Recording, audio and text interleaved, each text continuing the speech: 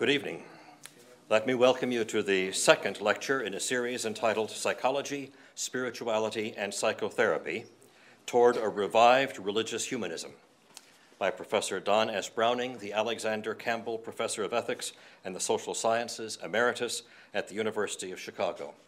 I'm Robert Neville, Executive Director of the Danielsen Institute at Boston University, which is sponsoring the lecture series through its Center for the Study of Religion and Psychology. The series is part of a project entitled Religious and Psychological Well-Being, which is generously funded by the Neuroscience Institute of the Templeton Foundation. Professor Browning holds the PhD from the University of Chicago Divinity School, where he's taught almost the whole of his career. At the first lecture this afternoon, I listed all of his books, and many of you were there, so I'm going to give a shortened version of that now, but know that there are a lot. The first was Atonement and Psychotherapy, which was published in 1966. The last is Equality and the Family, a fundamental practical theology of children, mothers, and fathers in modern societies, which was published just this last year. I do want to point out that he has written several books with co-authors, from Culture Wars to Common Ground, Religion and the American Family Debate, Reweaving the Social Tapestry Toward a Public Philosophy and Policy of Families, and Christian Marriage and Modern Marriage Law.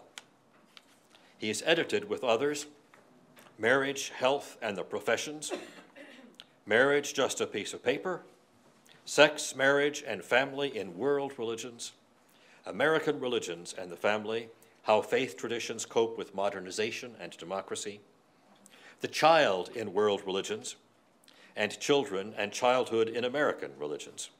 I list the co-authored and edited books because they illustrate the fact that Professor Browning is the preeminent pioneer and practitioner of collaborative multidisciplinary studies of religious issues.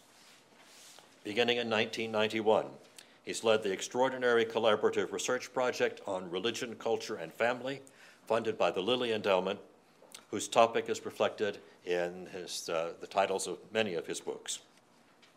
Marriage, Just a Piece of Paper, began as a 90-minute PBS video that was widely distributed. And I have to say that our collaborative multidisciplinary project on religious and psychological well-being at Boston University carries on Professor Browning's conviction about the importance of collaborative work. And we include the biological as well as social sciences and many of the humanities. Professor Browning will lecture again tomorrow on the topic Change and Critique in Psychology, Therapy, and Spirituality at 10:30 here in this place, room 101 of Sargent College at Boston University, 635 Commonwealth Avenue in Boston. Those of you who are hearing this on the radio can come in person. Professor Browning will return on November 16th and 17th to deliver the 3 final lectures in his series, and continuing education units are offered for psychologists and social workers for attendance at each lecture. Now join me in welcoming Professor Don Browning to give the second of his lectures, Broadening Psychology, Refining Theology.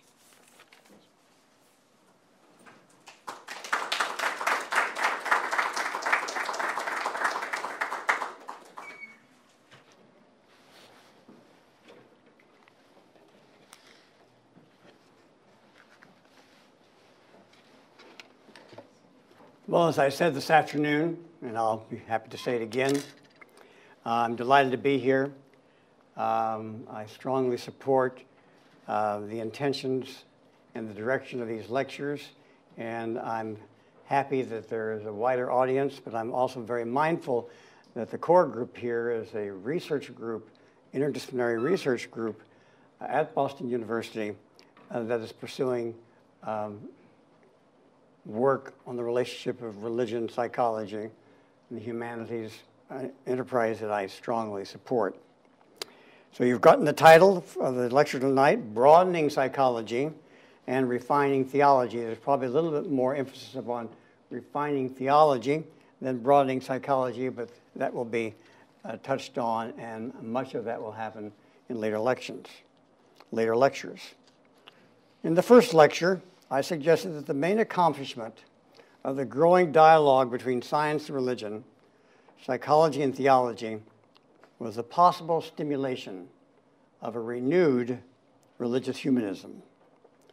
I claimed that the meeting ground of this new religious humanism would be a phenomenological attitude, in fact, a critical hermeneutic phenomenology, practiced in varying degrees on the part of both science and religion.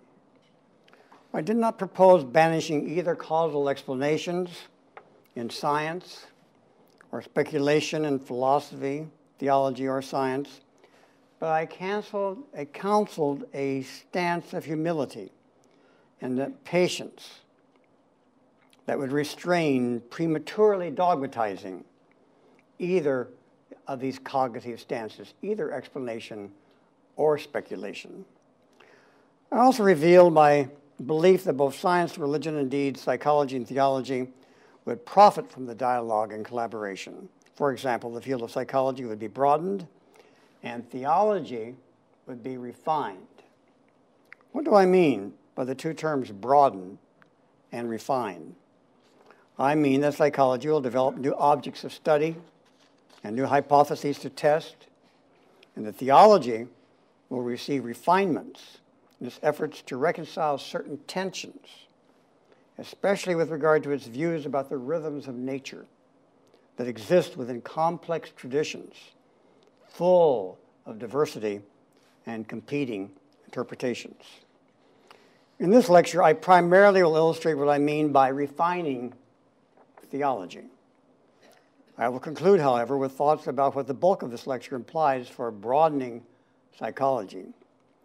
Let's first, however, turn to two examples, two case studies, if you will, on ways psychology can offer certain limited but important refinements to theology. And I gave excuses in my first lecture as to why, as a Christian theologian, I will be illustrating my points primarily with regard to Christian theology, but with the provision that I think many of my arguments would apply to refinements and the relationship between science and religion in other traditions as well. Much of my work on the relation of psychotherapy and theology was done several years ago. My first published book, which Robert mentioned even this evening, titled Atonement and Psychotherapy, addressed this subject. In that book, I tried to articulate both the core elements of psychotherapeutic change and then used them as an analogy for interpreting and resolving tensions in the Christian doctrine of the atonement. The doctrine of the atonement in Christian theology has to do with the meaning, efficacy, and the work of Christ's death on the cross. And I'm sure many of you are wondering, well, how can you get from psychotherapy to the Christian doctrine of the atonement? I'll try to illustrate. My recent reading in comparative healing and social neuroscience of psychotherapy gives me confidence that my early work may not be as dated as I feared. This feeling of encouragement came especially in reviewing the chapters in a volume titled Spiritual Transformation and Healing 2006, edited by anthropologists Joan Coase-Shinoyo and Philip Hefner. If I stumble over her word, I have an excuse because I asked her co-editor, Philip Hefner, how to pronounce her name, and he wasn't absolutely sure himself. Several of the chapters throw light on what Coase-Shinoyo calls the core elements of the healing process. They can be found in both folk healing rituals across many cultures, as well as many manifestations of modern psychotherapy. Basic to these core elements are what she and several authors in this volume call radical empathy. In situations of Puerto Rican folk healing that Coase-Shinoyo has studied, radical empathy refers to the healer's deeply emotional and embodied understanding and of identification with the suffering and the forces causing the suffering of the ailing person. Indeed, the healer functions like a wounded healer, someone who has experienced such suffering, been cured, and then gone on to heal others. Because much of her study has taken place in the Puerto Rican situation of medium, patient, and community, the empathy she sees working is not limited to the individual seeker, as empathy tends to function in the psychotherapeutic theories of Carl Rogers and Heinz Kohut. She calls it radical empathy because it includes the seeker, the community, and the spirit powers, both good and evil, that have on occasion afflicted them all, seeker, healer, and participating witnesses. Coscionio believes the depth of empathy and self-identification of healer with seeker that occurs in such ceremonies makes radical empathy more like sympathy than the more boundary and respecting empathy advocated by champions of empathy and psychotherapeutic change, Carl Rogers and Heinz Kohut. A typical healing service takes place in a small room with one or more mediums sitting at a table with 30 or so people in the audience. After reading and focusing meditations to get the mediums and the audience in contact with their spirit worlds, the suffering individual comes to the table to dialogue with the medium. The medium has already made contact with the spirit cause of the attendee's distress. Listen to Coscionio's characterization about what happens next. A kind of probing by the medium ensures which the indicated sufferer is queried as to his feelings, including physical complaints, and the circumstances of his life that may be causing him distress. The medium at this point has captar, or formed, plasmir, within himself the inner experience of the sufferer and asks for verification from the sufferer, who replies affirmatively approximately 97% of the time. The sufferer is saying, yeah, I think you got it. Yeah, I think you got it. The session moves to a resolution when the spirit causing the illness comes to the meeting and possesses another medium. The sufferer then enters into dialogue with the spirit cause of his illness, and the other medium asks the spirit to leave and the sufferer to forgive the offending spirit. The spirit cause, speaking through a medium, consents to leave, accepts forgiveness, and is taken off the sufferer. Social neuroscientist Michael Spezio also uses the concept of radical empathy with reference to modern practices of medicine and psychotherapy. In these settings, he refers to an ethics of therapy that entails a process of emotional processing by the therapist that occurs in an intersubjective and narratively conveyed communicative exchange with the client. They will entail new experiences and emotional transformation of them both. What Spezio means by therapist emotional processing is close to what Rogersian, a follower of Carl Rogers, Eugene Genlin, meant by how empathy enhances new experiencing of the client's poorly acknowledged buried emotions, and experiencing them may be the key to therapeutic change. It is also close to what attachment therapist David Wallen, following Peter Follege, likes to illustrate with the Buddhist concept of mindfulness, a reflective attitude toward present experience that helps the client own and symbolize what attachment therapists sometimes call the unthought known. Spezio uses simulation theory from social neurosciences to develop his point. He writes, simulation theory advances the notion that the emotional processing involved in one's own bodily states is also required for accurate judgment of others' emotional states via partial simulation of these states within the persons doing the judging. He goes on to even specify some of the areas of the brain involved in this emotional processing. He writes, abundant evidence has revealed that several key brain areas that either are required for healthy emotional experience or are differentially activated by emotional conditions are also required for healthy social judgment. The areas that most consistently show this association are the ventromedial prefrontal cortex, the right insula and somatosensory cortexes, and the amygdala. Of course, activating the emotional process in both client and therapist not only facilitates understanding, but also recognition and assimilation of new experiences and insights valuable for therapeutic change. This is why both psychotherapy and the folk healing discussed by Coscionio see narrative as so facilitating of emotional processing. Spezio defines narrative or story as a structured retelling of experience that is freighted with emotions about goals, plans, expectations, failures, and perhaps solutions.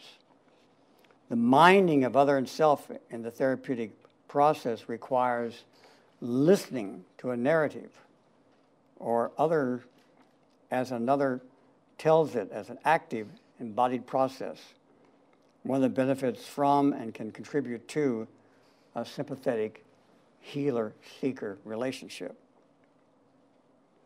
Even though they deal with what seems to be very different areas of folk healing and modern psychotherapy, the work of Coscionio and Spezio on radical empathy has stimulated me to take another look at old work I once did on the insights from psychotherapy and how these insights could refine tensions in the Christian understanding and the meaning and the function of Christ's death and resurrection. As I indicated above, this is generally understood as the Christian theory of the atonement. The link between these two bodies of material is a simple observation that in both cases, the Christian theory of the cross, as well as the work by Coscionio and Spezio, the healer is emotionally moved and suffers, and that this in itself contributes to overcoming brokenness. In my early work, I primarily used the views of Carl Rogers on therapeutic empathy and analogs to this that I thought I found and tried to document in the work of Freud, Adler, Carl Menninger, the Dasein analysis of Maynard Voss, and the family therapy team of Whitaker and Malone. Today, I could buttress these sources, as I indicated above, with the work of Heinz Kohut on empathy and the newly developing links between John Bowlby's attachment theory and psychotherapy found in the work of Wallen and many others. But none of these sources had a full theory of emotional processing of the kind today developing in the social neurosciences by scientists such as Spezio and my University of Chicago colleague Jean Dessetti. These advances, I think, justify revisiting my early work on how psychotherapy can inform theology. On atonement theory, I followed Gustave Alain's typology in his masterful book, Christus Victor. Alain grouped atonement theories into classic, Latin, and moral or modern. This typology is commonly regarded as a roughly valid guide to the most prominent constructive alternatives that the history of Christianity thought has to offer on the subject and meaning and work of Christ's death. The classic view is so named because Alain believed it was the most typical of the view found in the New Testament and the early Christian fathers. It is characterized as a continuous work of God, the supreme creator and healer, where God enters through Christ into the concreteness of human existence, identifies with this broken existence, takes evil from this existence into its very being, struggles with the superhuman forces of evil, not unlike the spirit causes of Coscionio's study, and eventually emerges victorious, liberating, believers from the grip of these powers. The Latin view, best illustrated by St. Anselm's Cur Deus Homo, was characterized by an understanding of Christ's death as a payment, which restores God's honor and moral seriousness. God's demand that humans live the righteous life that they were created to live. According to this view, God's moral seriousness demands that humans be punished for their waywardness. But in forgiving humankind and restoring humans, instead of punishing them directly, God makes God's own retribution, and he takes this retribution into God's self through the crucifixion of God's beloved Son, Jesus. It is in Christ's death that God's honor is defended, and God's resurrection, that the forgiveness of sins is symbolized and enacted. The so-called Latin view was dominant in much of medieval Roman Catholicism, as well as European and American Calvinism. It is what many Christians and non-Christians alike today believe is the only real and true meaning of Christ's death and resurrection. But there has been a more modern, indeed gentler view, or a more benign view of the atonement, the so-called moral influence view. This is an interpretation that says Christ's death is chiefly an example of how humans ought to live. In Christ's death, God shows forth God's love for all humankind. This love is to be a new law and arouse in us a similar kind of sacrificial and enduring love. This view is called a subjective view. The change it brings is primarily in humans affected by the example of Christ. The two other views, are called objective because changes occur in God as well as in humans. In the classic view, God in Christ undergoes the violent hostility and resistance of the spirit powers that captivate and subject humankind. In the classic view, God also remains consistent, engages with the struggles and frailties of humans, and because of an enduring and unbreakable relationship with suffering humans, finally emerges victorious over the forces of evil, the forces of the spirit powers that have, as I've indicated, such an analogy to what Coscionio was saying. In the Latin view, the objective perspective, the objective change in God is seen in the fact that God's moral honor is satisfied and upheld by an act of God. The penalty is extracted from God's own Son, with whom God is fully identified in the incarnation. So basically, God takes the penalty into God's self. In my early work, I thought the classic view was more authentic. I came to this conclusion for two reasons. Like Lane, I thought it was most consistent with the earliest witnesses of the New Testament text and the writings of the early church fathers. But there was another reason. It seemed the most consistent with the general experience of healing human brokenness. It was better in articulating, albeit in ancient and mythological language, the role of embodied engagement, the psychotherapeutic healer with sufferer, and the sense of helplessness of many sufferers that is phenomenologically experienced as being possessed by powers over which they have no control. In my comparison between the dynamics of psychotherapy and the atonement, I turned to what was available and prominent during the 1960s. It was the work of the University of Chicago therapist and scholar Carl Rogers, who I think is still influential, but far less prominent than he once was. Many of his ideas have been so widely absorbed that they have lost their identity with his name. Although in many ways out of date, especially with regard to his understanding of the psychodynamics of human development, allow me to illustrate my argument with reference to his theories of psychotherapeutic change. I do this with added confidence since social neuroscience Spezio and Diceti both honor Rogers' contributions to the understanding of therapeutic empathy, even in the field of social neuroscience.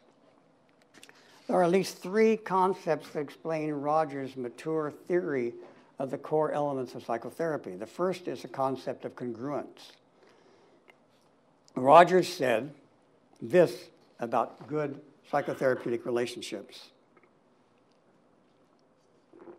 The second person, whom we will term the therapist, is congruent in the relationship. Congruent means the therapist, in principle, is able to have conscious access to her feelings and experiences, including her experiencing of the client's words and emotions, and integrate them into conscious symbolization. Or to say it differently, in order for the therapist to understand the client, her feelings about the relationship and the information she is receiving from the client must make contact with the roots of psychological life, what Rogers called organismic experiencing. I think this is close to what Spezio has in mind by simulation, and what attachment therapist David Wallen means when he employs the Buddhist concept of mindfulness to illustrate therapeutic change in the context of attachment theory. The concept of congruence always seemed a bit too romantic to me in those days, even when I wrote admiringly about it. It is quite clear now, however, that this was Rogers' rather global and imprecise way of talking about what we heard social neuroscience Michael Spezio referred to as embodied emotional processes or simulation.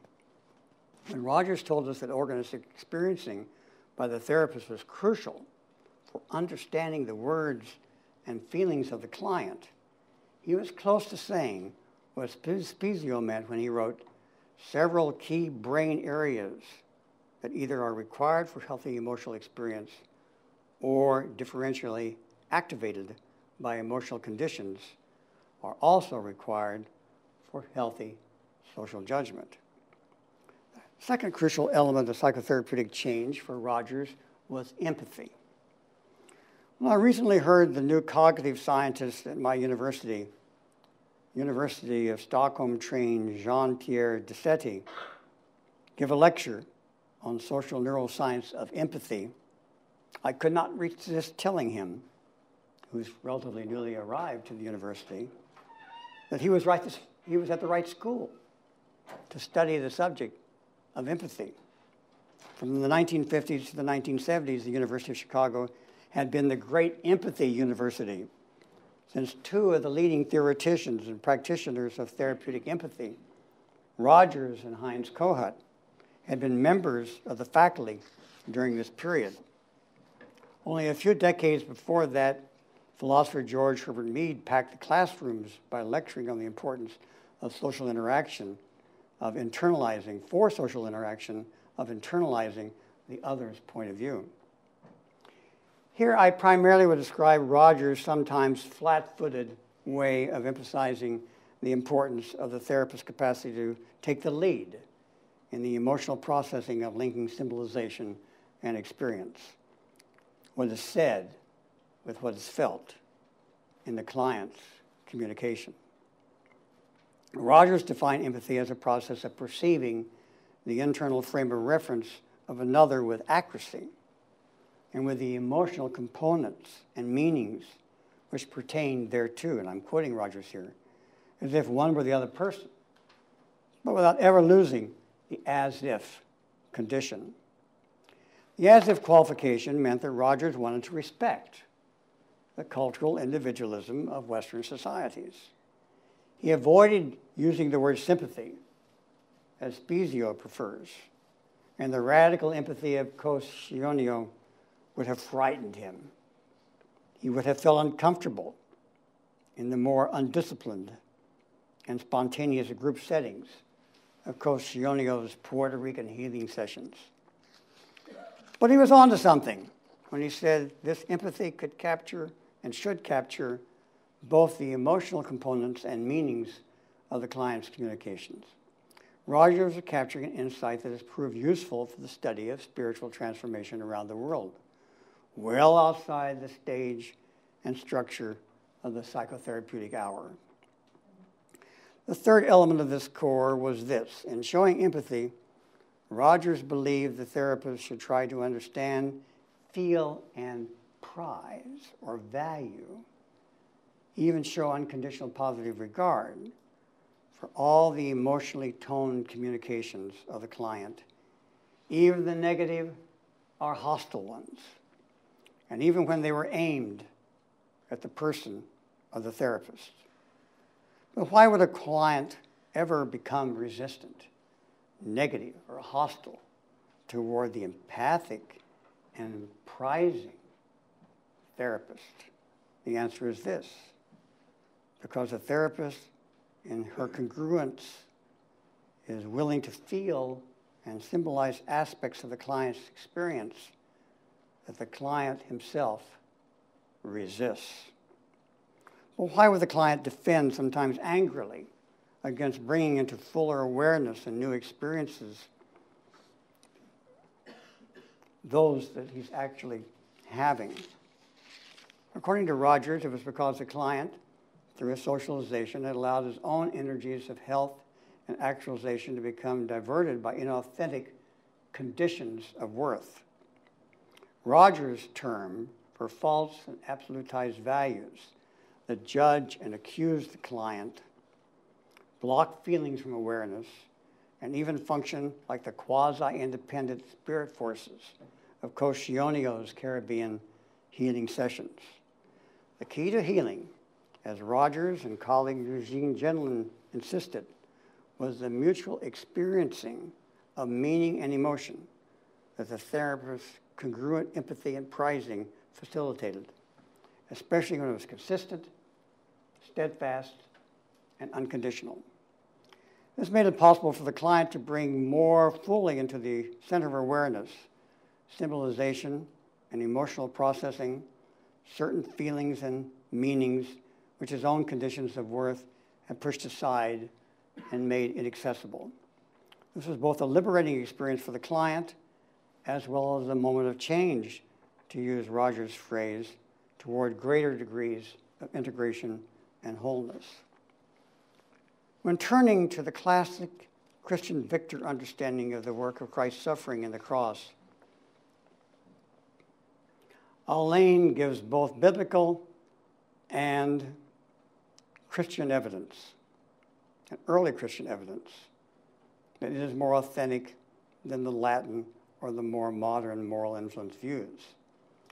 I believe Rogers and Gendlin's view of the role of empathy and experiencing in therapeutic change also gives us insights into the power of the classic view.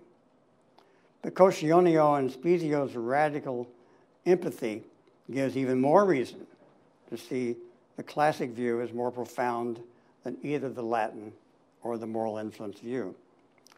The relevant biblical evidence often clusters around the many portraits of Jesus' ministry as an engagement, battle with, and final victory over the demons, principalities, and powers holding humans in bondage.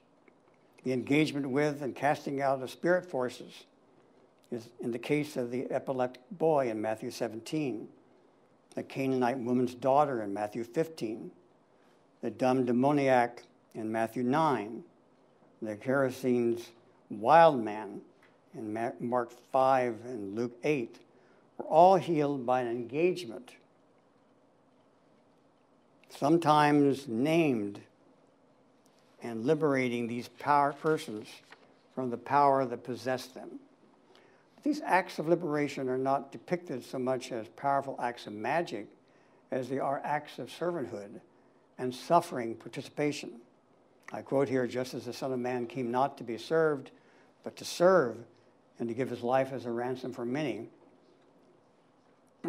I think that's an example of the kind of participation that I have in mind. All in contains that there is additional evidence for the writings of Paul about the true meaning of Christ's crucifixion.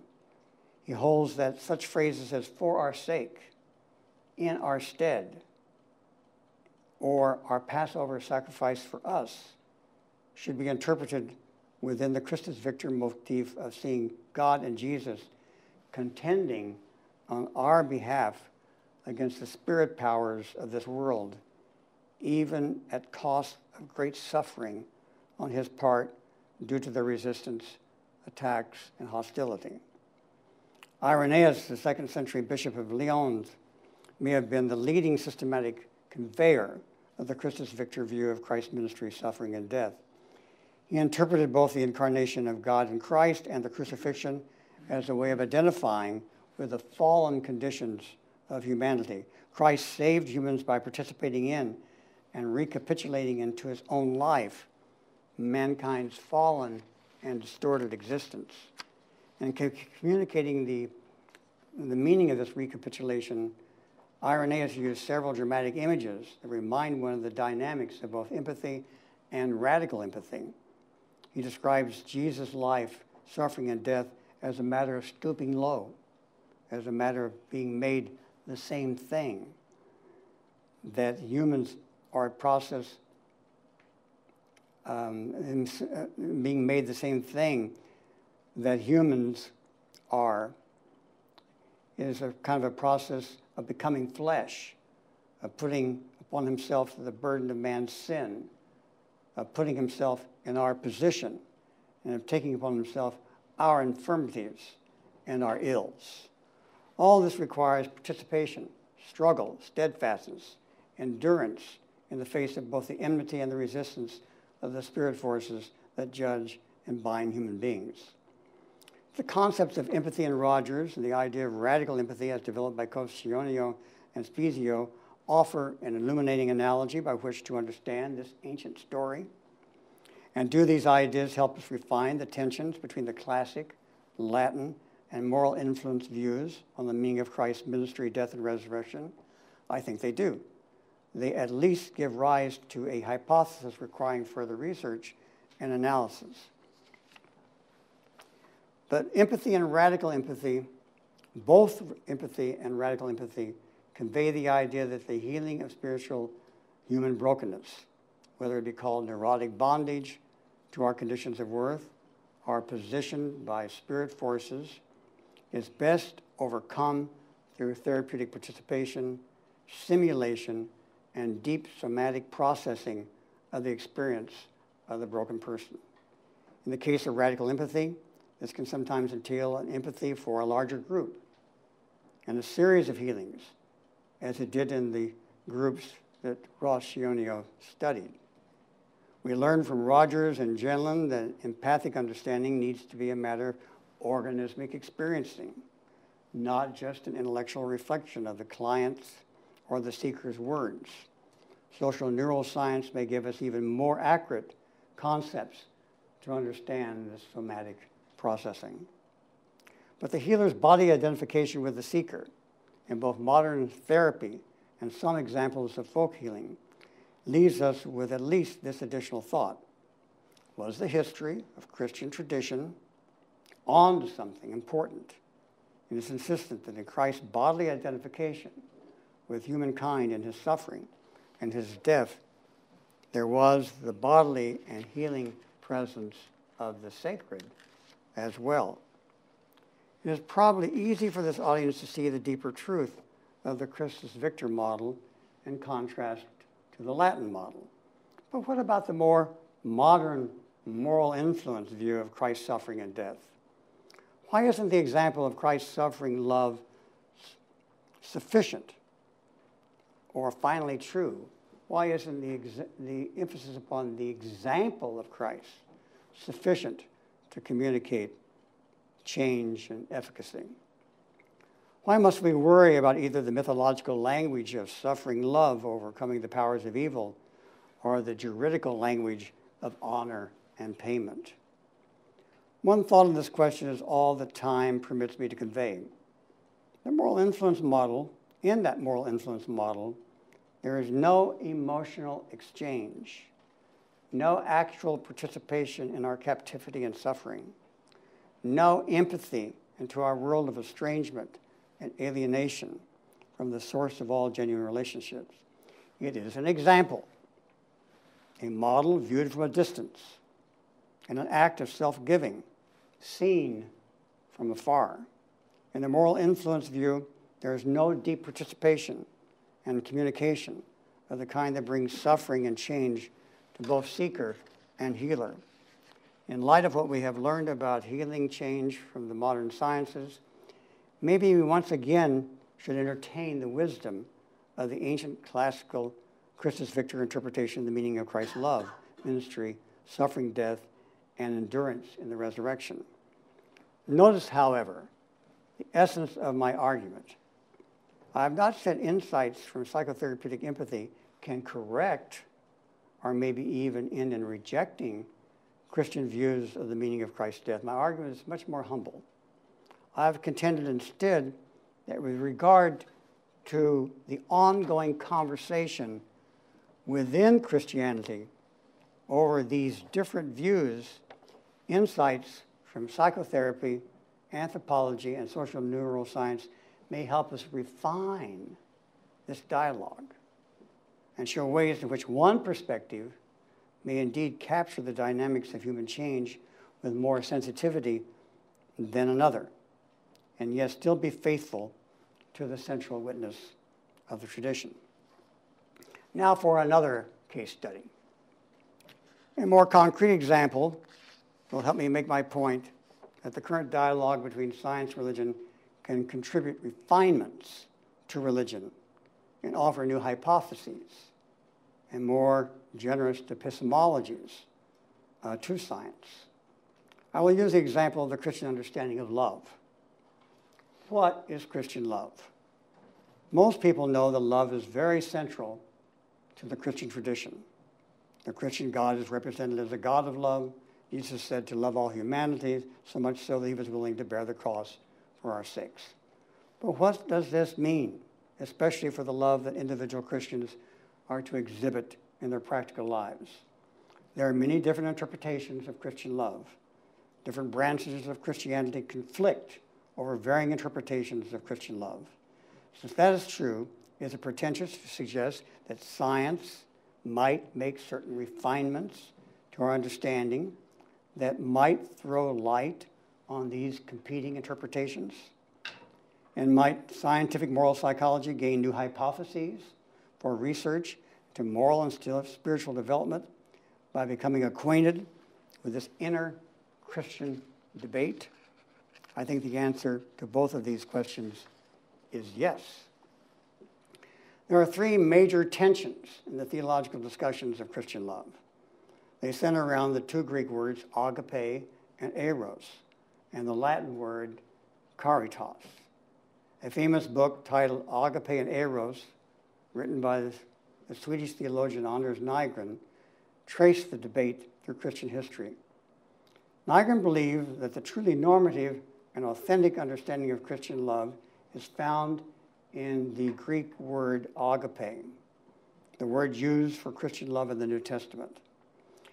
He thought it refers to a kind of self-giving and self-sacrificial love that is only possible, and this is the point, by the intervention of the grace of God. Nygren was particularly interested in arguing that Christian love did not build on the love that Greek philosophers called eros.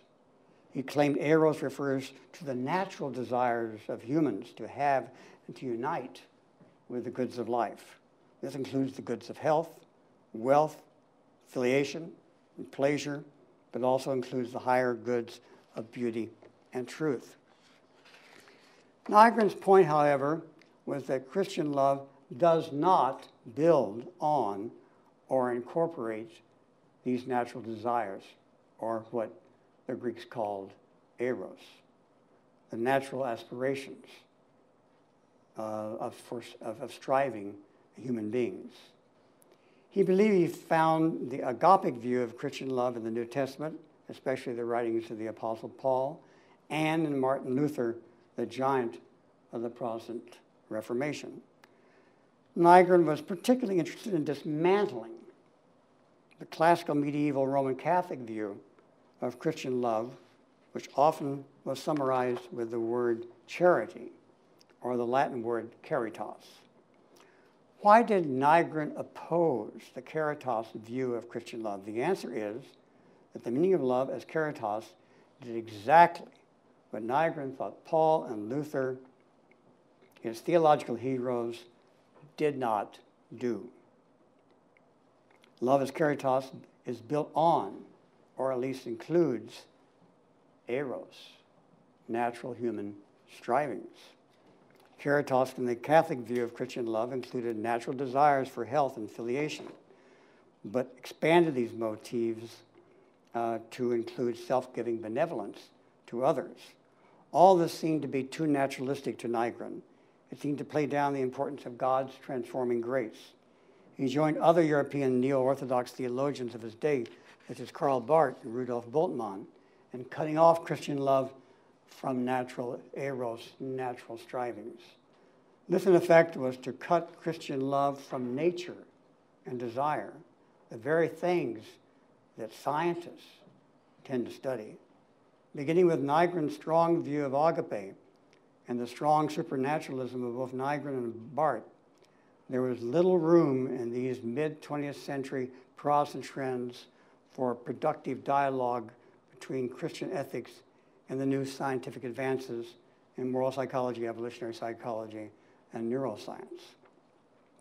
At the same time, however, breakthroughs in these very disciplines have led to a new reassessment of the Catholic caritas model of Christian love. But before I review in more detail how this model worked, especially in the thought of the great medieval theologian, Roman Catholic theologian, Thomas Aquinas, let me turn to review some of the moral implication of insights into kin altruism and inclusive fitness emerging today from evolutionary psychology and social neuroscience. As is well known, the idea of inclusive fitness was first put forth in 1964 by the now deceased biologist William Hamilton. Hamilton's view of inclusive fitness holds that living beings not only struggle for their own individual survival, but for the survival of offspring and kin who also carry their genes. Their altruism initially is likely to be proportional to the percentage of the genes that the others carry. This insight was further developed by the concept of parental investment. Ronald Fisher and Robert Trivers in 1972 defined this as any investment by the parent in an individual offspring that increases the offspring's chances of surviving at the cost of the parent's ability to invest in other offspring. These insights were at the core of the emerging field of sociobiology and were first brought to the wider public by E.O. Wilson's Sociobiology, The New Synthesis in 1975. But the moral implications of the concept of inclusive fitness, parental investment, and kin altruism have received competing interpretations. Richard Dawkins, in his Selfish Gene in 1976, turned these ideas into a defense of philosophical ethical egoism and argued all altruistic acts are disguised maneuvers to perpetuate one's own genes. But there are other interpretations. Social neuroscientist John Cacioppo interprets our motives toward inclusive fitness and kin altruism as the core of intergenerational care and the vital link between sociality and spirituality. In cooperation with his colleagues, his research on loneliness, well-financed research on loneliness, that's now been published in a major book by that title, Loneliness, uses evolutionary theory on inclusive fitness to order many of his findings from the perspective of this model of basic human motivations. Loneliness can be seen as a condition that promotes inclusive fitness by signaling ruptures in social connections and motivates the repair or replacement of these social connections.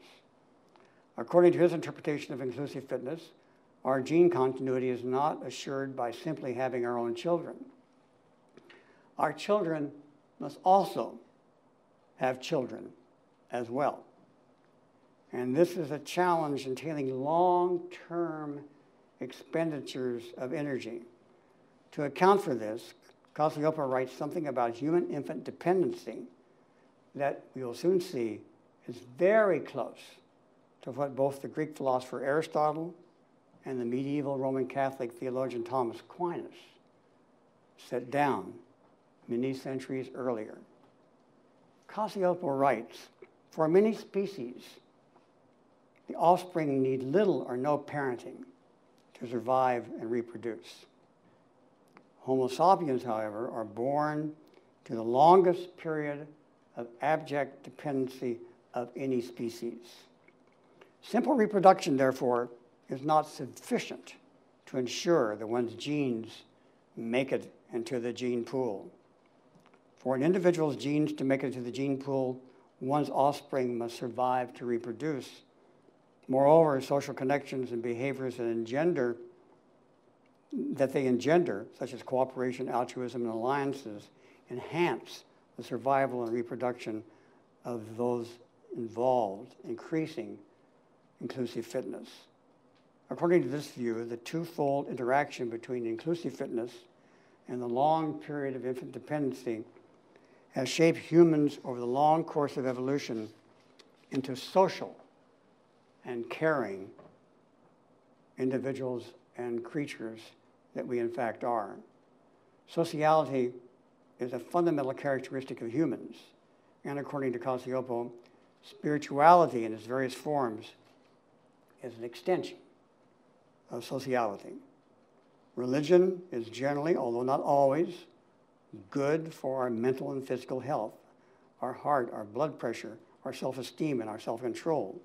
Just like having good friends and family or not being lonely are also good for our well-being.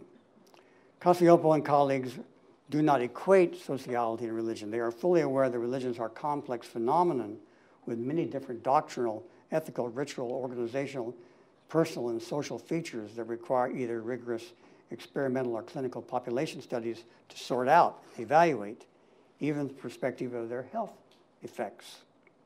Nonetheless, he seems to hold that the sociality that most religions offer is a key reason for their efficacy in human well-being. But my concern is the topic of Christian love and not simply Christianity's contribution to mental and physical health, or any religion's contribution to mental and physical health. Although Jesus is said to perform miracles of health, offering health in this world has never been at the core of Christianity, or for that matter, the other Abrahamic religions of Judaism and Islam. Bringing to maturity loving and self-giving persons has been the primary concern of Christianity, whether or not this contributes to health and well-being as such.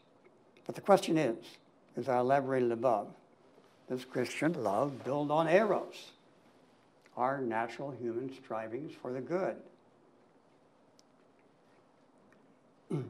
or come exclusively from a transnatural source, as Nygren believes the normative tradition taught? And did Christianity ever identify eros in our deepest motivations with something like inclusive fitness and kin altruism? Let me start with Thomas Aquinas. In the supplement to his Summa Theologica, the third part, Thomas follows Aristotle and the Roman natural law theorist Ulpian in asserting that humans share with all animals an inclination to have offspring. Having said this, he then introduces a very modern-sounding commentary on the uniqueness to humans of the long period of infant dependency. Notice the similarity of his argument to the words of social neuroscientist Jean Cacioppo that I just got through quoting. Aquinas writes, And I quote, "Yet nature does not incline hitherto in the same way in all animals. Since there are animals whose offspring are able to seek food immediately after birth, or are sufficiently fed by their mother, and in these there is no tie between male and female. Whereas in those whose offspring needing support of both parents, although for a short period of time, there is a certain tie, as may be seen in certain birds. In man, however, since the child needs the parent's care for a long time, there is a great tie between male and female. And what's important here is the inclusion of the male, to which the tie even the generic nature inclines." Although there is in this quote a description of how family formation emerges at the human level, there is an implicit argument for both the fact of human infant dependency and what today we call inclusive fitnesses as well. But these ideas are even more evident in the next quote, although stated very much from the male point of view, a typical habit of the time. Aquinas wrote, "Since the natural life which cannot be preserved in the person of the undying Father is preserved in a kind of succession in the person of the Son, it is naturally befitting that the Son succeed to the things belonging to the Father." Aquinas' main source for this insight was Aristotle's Politics. In one place, Aristotle wrote, "In common with other animals and with plants, humankind have a natural desire to leave behind them an image of themselves." However, in both Aristotle and Aquinas, such claims were not just about the importance of continuity. They were statements about the origin and the need of long-term investment by parents at the human level. In contrast to his teacher Plato, Aristotle's teacher Plato, who in his Republic had advocated removing children from their biological parents in an effort to overcome civil frictions created by nepotism, Aristotle counters with an assertion about the origins of human care. Aristotle wrote, "That which is common to the greatest number has the least care bestowed upon it." He believed that in Plato's state, quoting here again, "love will be watery, of the two qualities which chiefly inspire regard and affection, that a thing is your own and it is your only one, neither can exist in a state like this." Neither can exist in Plato's vision in his early Republic of society. This is an assertion about the importance of kin altruism in human care and beneficence. Although Aquinas saw these natural inclinations as important for the formation of long-term human care, he believed that they were not sufficient for mature parental love. Powerful social, cultural, and indeed religious reinforcements are also necessary in order for stable parental investment to be realized. This, once again, is due, according to Aquinas, because of the many long years of human childhood dependency that takes a lot of energy and a lot of stability. Human child need their parents for a very long time and over the course of many contingencies and challenges. This leads Aquinas to develop his theology of marriage as a way of consolidating and stabilizing parental commitment, especially paternal commitment to dependent children. Although neither Aristotle nor Aquinas fully grasped the intergenerational scope of Cassioppo's interpretation of kin altruism and inclusive fitness, that it must extend to our children's children and not just our own, that it must, in both perspectives, comprehended the interlocking nature of kin altruism and the wellspring of care, long-term human commitment, and hence some of the rudimentary energies of human sociality and morality. Of course, Aquinas and those who followed him supplemented these naturalistic observations with additional epistemological presuppositions that may seem strange to scientists. These included the idea that God works through nature as well as grace. Hence, God is present in kin altruistic inclinations of parents and grandparents. He also assumed that in order for kin altruism to be stable, the additional social reinforcements of marriage and indeed God's strengthening grace and forgiveness were also needed. In addition, he held, and Christianity has always taught, that Christian love includes more than kin altruism and the care of our familial offspring. It must include the love of the neighbor, the stranger, and enemy, even to the point of self-sacrifice. For the Christian, this was made possible for the idea that God was the creator of all humans, and hence each person was a child of God and made in God's image. For this reason, as Kant would say on different grounds, each individual must be treated always as an end and never as a means only. In Aquinas' view, acting on this belief with the empowering grace of God made it possible for Christians to build on, yet analogically generalize, their kin altruism to all children of God, even those beyond the immediate family, their own children and their own kin. The wider assumptions about the status of all persons as children of God may be beyond the competence of science to assess. They entail a step toward metaphysical speculation of the kind science might do better to avoid. But the point of it all is that Christian love, in this view, builds on the altruistic inclinations, the natural altruistic inclinations of human beings found in the idea of kin altruism, and extends it analogically to all human beings by virtue of their status as children of God. Nonetheless, also, and in addition, this view of Christian love developed in Aquinas, we see the seeds of a religious humanism, in this case, a Christian humanism, and we see these seeds begin to form.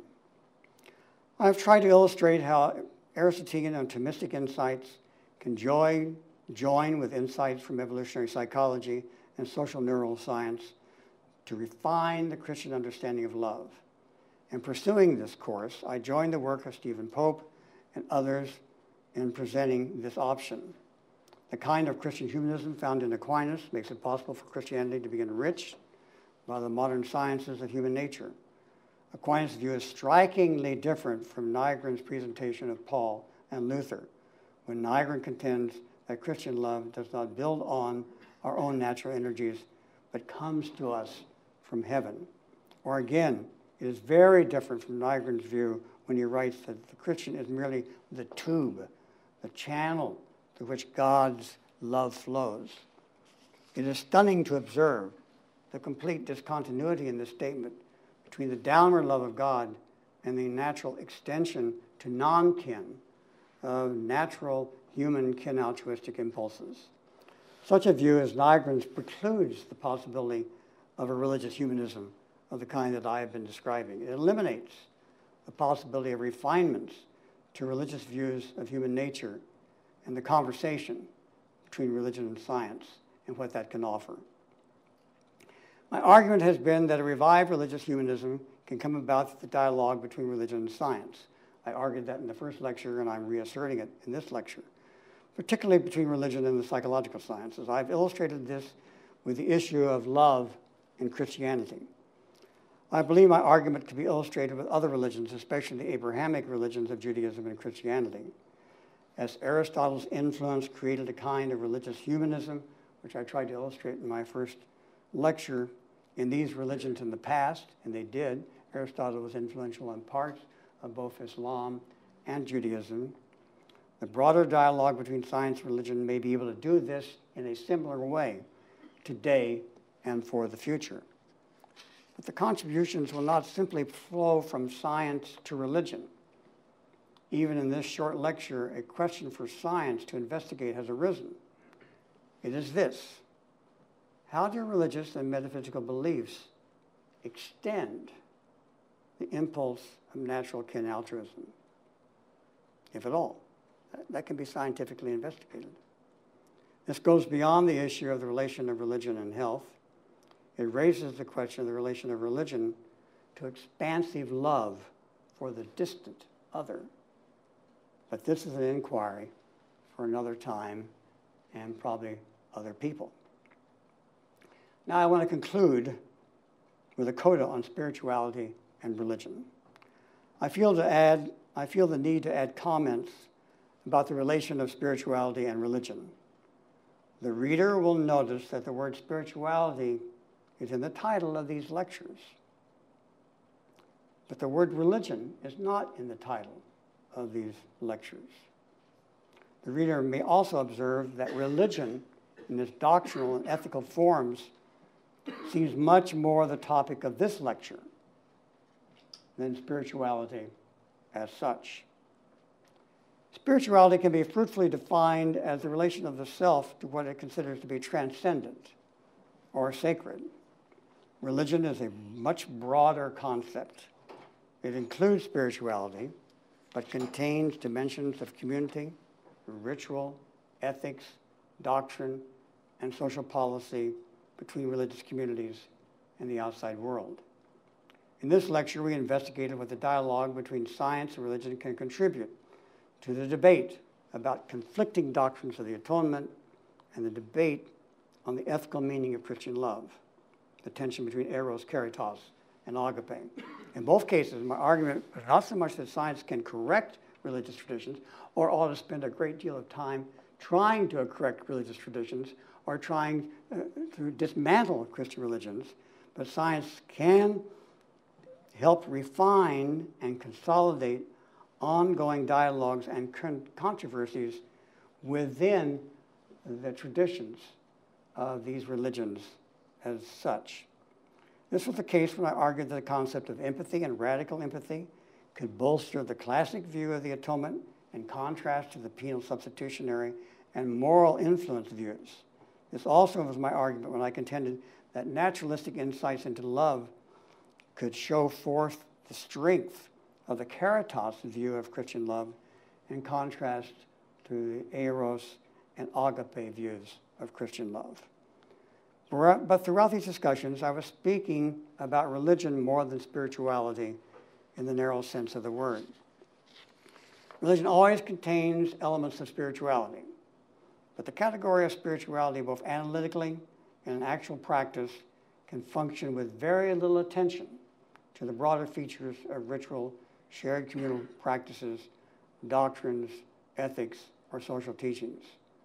This lecture argues for the retention of the category of religion, in addition to spirituality, in the dialogue between science and religion.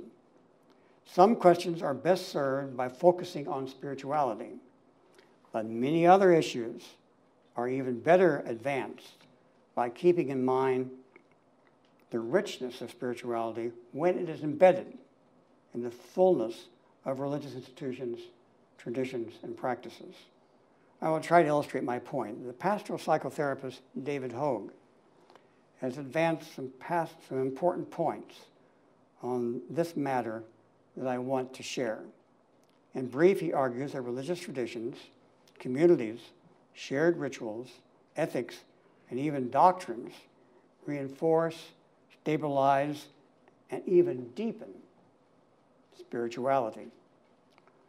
Hogue argues that memory makes up a significant portion of the self's identity, even the self oriented around what it considers to be transcendent or sacred. This memory is largely made up of stories, collected and interpreted by the left hemisphere of the brain. Following the narrative psychology of his Northwestern University colleague, psychologist Dan McAdams, he also believes that personal stories are adaptations of larger cultural narratives, pointing, I submit, to what Goddard would call the profound effective histories of all selves. Hogue cites evidence that changes in the memories of the self, both conscious and unconscious, alters brain connections as well. This is true of even small changes in memory. Such changes, brought about by retelling and the reconstruction of personal stories, can occur in psychotherapy. but they also can occur in spiritual practices, especially spiritual practices that take place within the reinforcements of communities of worship, prayer, study in groups of sacred texts, the introduction to and reinforcement of moral codes, and even the listening to religious exhortation, such as sermons. All of these can enrich and reinforce small changes in our memories. Furthermore, the liminality of ritual processes can loosen the boundaries of the self in religious contexts, thereby making the self even more open to change. But when these liminal religious rituals take place in actual communities of faith, the self is more likely to be open to the wider ethics and doctrinal teachings of the group, hence affecting more socially recognizable and possibly even more classically tested kinds of change. We all know that religions can be demonic as well as beneficent, even when spiritualities are embedded in the structures of coherent communal traditions, and change is likely to be even more far-reaching. That in itself does not protect us from distorted and unproductive change. For this reason, spiritualities, both within and outside of embedded religious traditions, need critique. Religious traditions contain ethics and morality. Furthermore, individualistic standing spiritualities have ethical attachments, even if they are more or less disconnected from their original communities of origin. So it is not enough to say psychotherapy, spirituality, or religious traditions produces change in the self, personality, or even the brain. Nor is it enough to say they contain important ethics of some kind or implicit ethics of some kind. Every concrete practice of change needs a meta-ethic of critique. What I mean to this is something I will develop in the next lecture. In conclusion, let me reassert the point that the dialogue between science and religion will be richer, even more completely, and can more completely contribute to the revival of religious humanism if it keeps in mind religion as well as spirituality. Furthermore, not only do all practices of change require an ethic and meta-ethic, the dialogue between science and religion, I will claim, can substantially contribute to this critique and meta-ethic. Thank you. We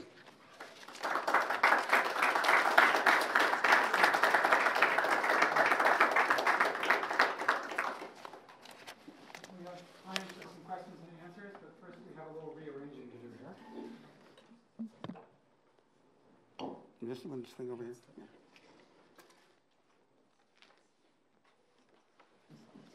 If you don't mind, I'll sit down. So we have a microphone. The microphone will not play through the speakers, but it is important for recording your question for our archive. So if you have a question, please wait until the microphone is actually in your hands before speaking.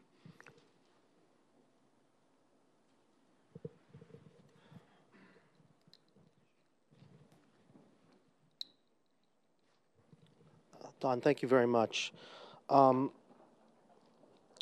have a few questions, more of them particular than generic. The first one is, it seems to me that you're talking about Rogers and others in terms of their empathic worldview in a way that I thought could be aligned with agape, in the sense that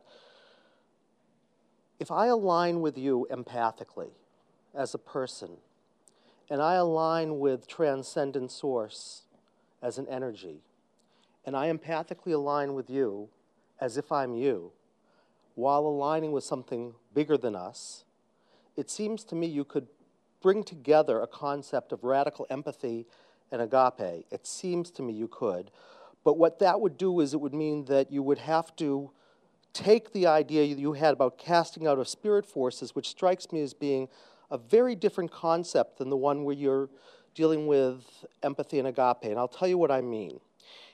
I had a client who was dissociative identity disorder. Do you know this? Say it again. Dissociative identity disorder. And in aligning with her and with aligning with Source, what we found out was that she had been taken over by a very dark energy. And in that alignment, what we were able to do was take her back to when that happened, and she did a spiritual practice, and she could literally feel that force leaving.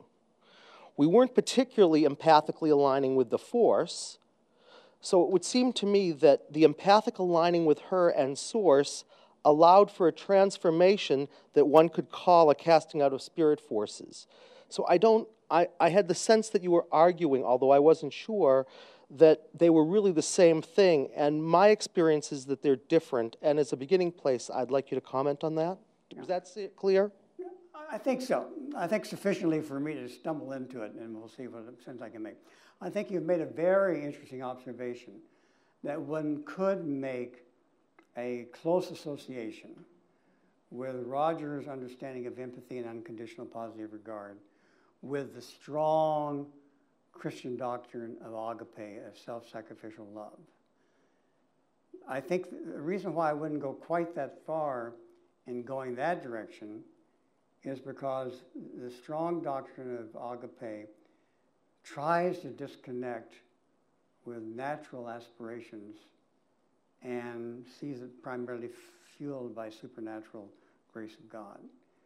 I think in Roger's view of empathy, you've got to bring back in the role of experiencing and organismic experiences. You've got to be processing things somatically, and you've got to have some appreciation for the way in which our bodies and brains are hooked together and makes that possible. There's a strong role for the natural in what Rogers was saying, and by analogy to what Spezio was saying, that I think cannot be found in the strict interpretation of agape as such. But many people have done that, and I probably have done it in some of my earlier writings, see an overly strong connection between what Rogers was saying and the stronger view of Christian agape. So that's why I think I would resist your proposal a bit. You called agape grace as opposed to self-sacrifice. Well, no, grace of God empowers the self-sacrifice. Well. And what I was arguing for the Caritas view is that the Caritas view is not without the role of grace, but grace extends natural energies beyond the familial. And I think it's a different concept. And so that's one reason why I'm a little bit more, even though I'm a liberal Protestant, I'm not giving you an argument for Catholicism as such. I'm not a Catholic. But on this particular point, I think Catholicism has a stronger position and one that opens up to the dialogue between science and religion in a more productive way than some of the more modern mid-20th century Protestant views.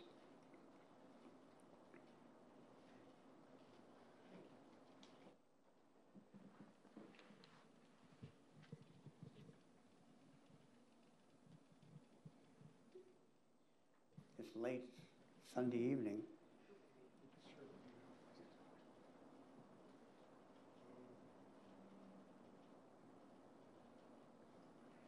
Can I ask one more question?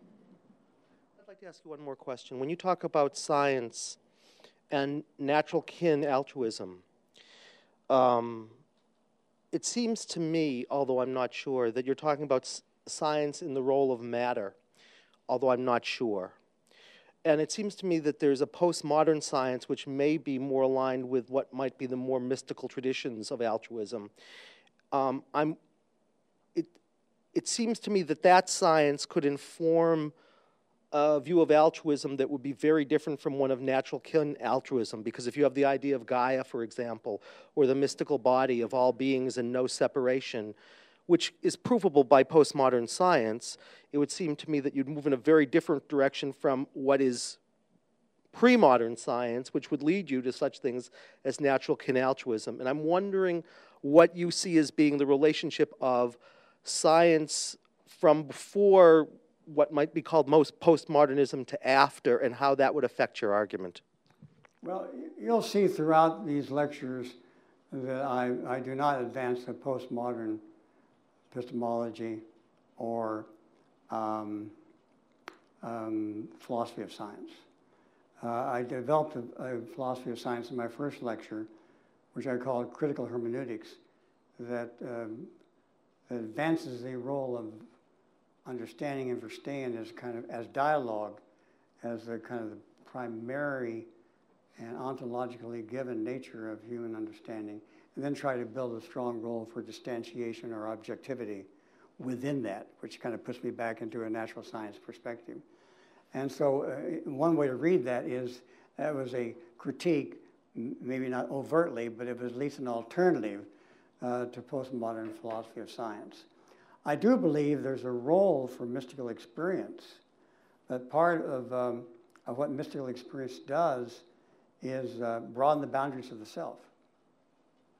And it may be very important for broadening natural energies to have more regard for other things besides immediate or habitual experience, whether that habitual experience is around family attachments or family conflicts or whatnot. So there I'm with William James and I think some other perspectives that mystical experiences have a very important role in expanding awareness and identification with wider areas of experience. And yes, would have a role to play in expanding kin altruism to larger circles. But I wouldn't try to ground that on a postmodern philosophy of science or a postmodern philosophy as such.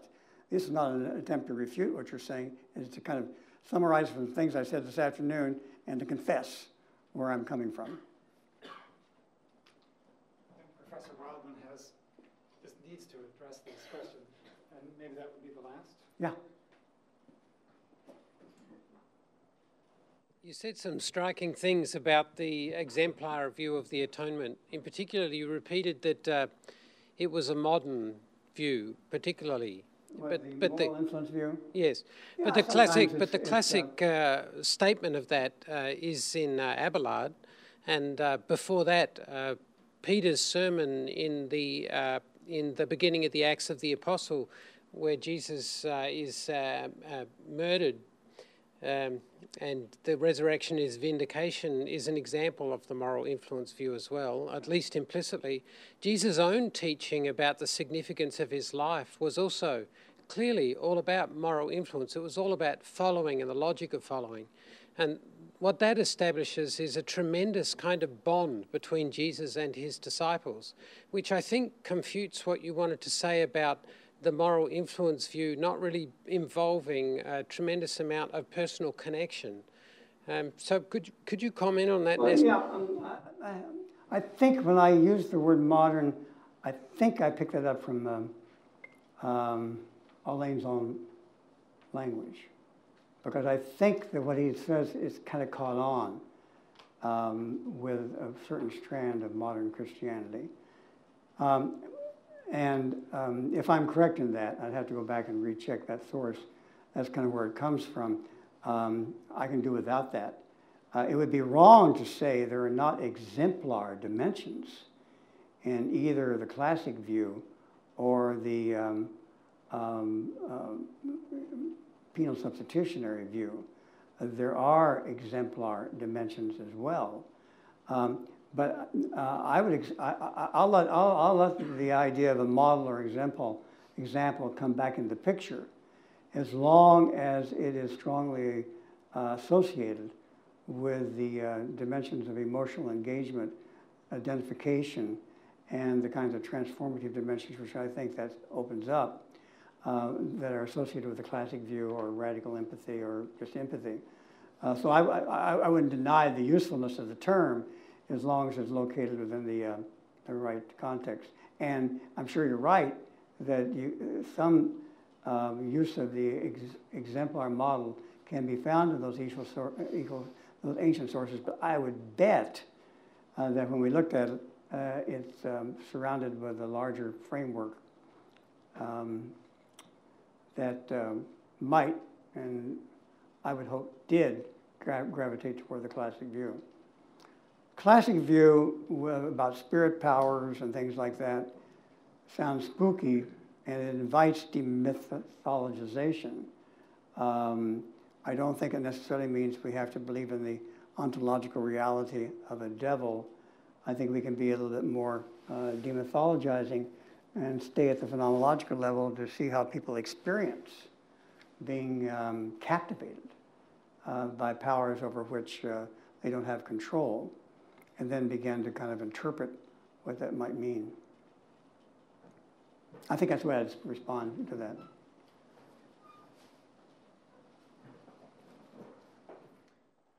Okay, well, thank you very much. Thank you. And invite you to come back tomorrow evening for the last lecture of this weekend, and to return in a month when Professor Browning comes back for 3 more lectures.